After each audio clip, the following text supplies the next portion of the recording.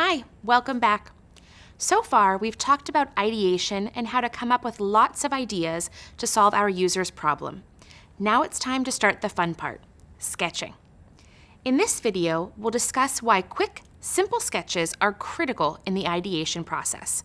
And you'll try sketching by doing an exercise called Crazy Eights. So this is it. We're ready to start drawing.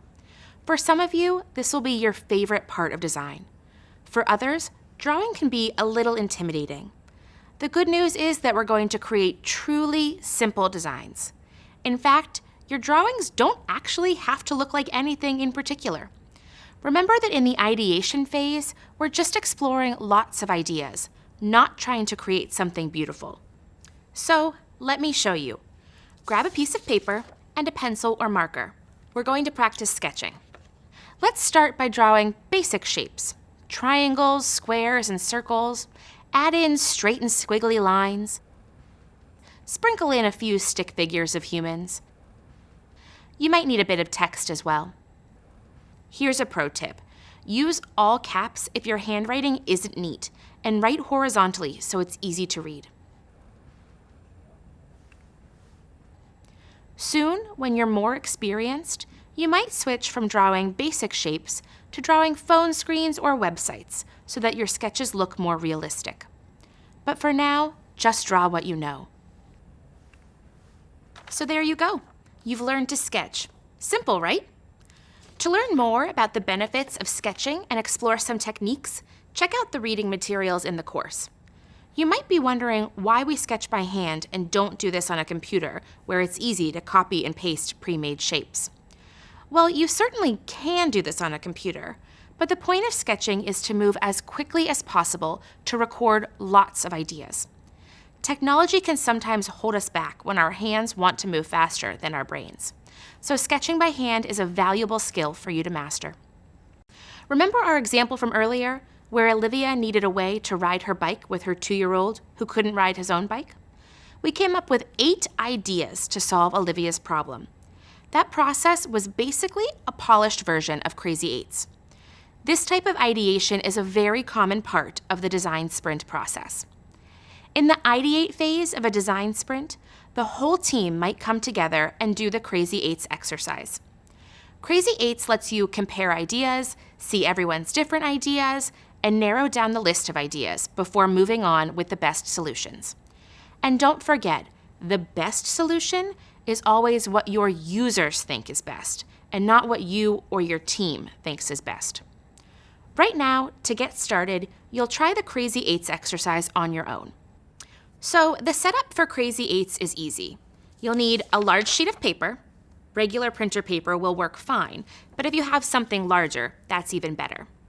Fold the paper in half, then fold it in half again, then in half one more time. Now you have 8 rectangles that are about the same size. Each of the 8 spaces will be for a different idea. That's where the Crazy Eights name comes from, if you were wondering. Next, find something to draw with. A lot of designers like Sharpies because they create distinct lines. Or you might want to use a pencil so that you can darken certain areas. You'll also need a timer. The Crazy Eights exercise will take 8 minutes. 1 minute for each idea. Any kind of timer will work. Your phone, Google search, or a wind-up kitchen timer. Finally, you'll need to refer to a problem statement. You'll sketch 8 ideas to address that problem. To inspire you, let's go through an example based on a new problem statement. Charles is a retired grandfather who needs a way to keep his essential belongings with him because he often loses track of his wallet. I'll draw 8 ideas for this one to serve as an example. Later, you'll do this exercise yourself. Remember, no idea is too wild, so I'll draw any solution that comes to mind. Here we go.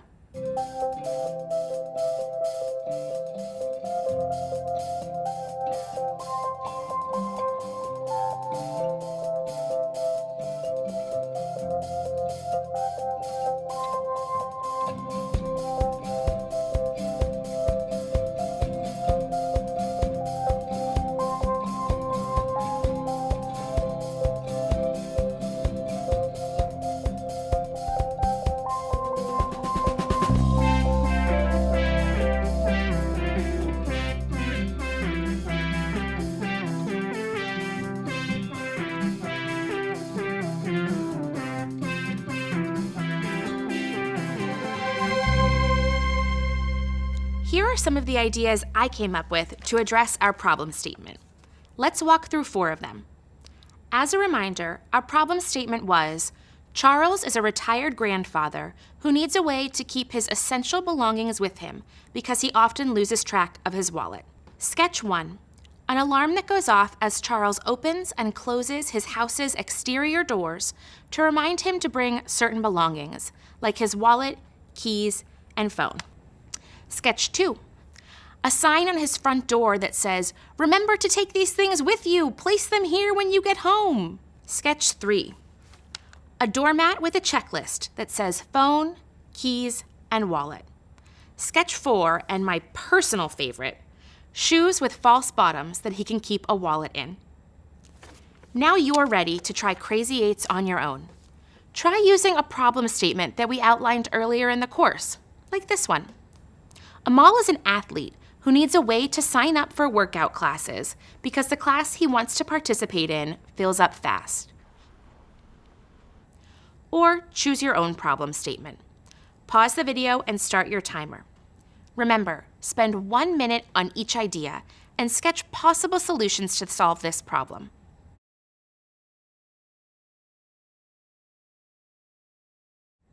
Congratulations! You just did your first set of Crazy 8s. How did that feel?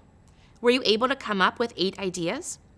The Crazy 8s exercise is great practice for any design problem you need to solve. The sketching and ideating both get easier the more you do it.